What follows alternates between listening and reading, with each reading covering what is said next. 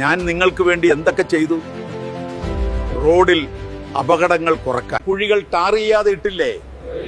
ശബരിമലയിലെ സ്വർണം ഞാൻ വേറെ കള്ളന്മാർ എടുക്കാതെ സൂക്ഷിച്ചു വച്ചില്ലേ?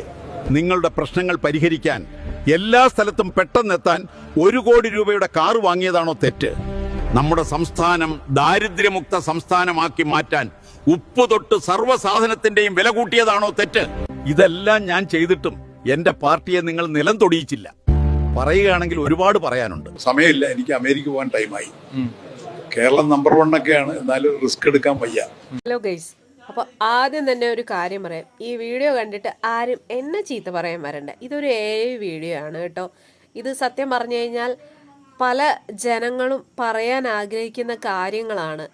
നമ്മുടെയൊക്കെ പ്രിയപ്പെട്ട അല്ലെ നമ്മുടെ പ്രിയങ്കരനായ നമ്മുടെ കേരളത്തിൻ്റെ മുഖ്യമന്ത്രി അദ്ദേഹം പറയുന്ന കുറച്ച് കാര്യങ്ങളാണ്. ഇത് വെച്ച് ക്രിയേറ്റ് ചെയ്തിരിക്കുന്ന വീഡിയോയാണ്. പക്ഷെ അതിൽ അദ്ദേഹം പറയുന്ന കാര്യങ്ങളൊക്കെ കൃത്യമല്ലേ? ആർക്കെങ്കിലും അതിന് എതിർപ്പോ കാര്യങ്ങളോ വല്ലതും ഉണ്ടോ? ഉണ്ടെങ്കിൽ ഒന്ന് കമൻറ്റ് ചെയ്യണം കേട്ടോ.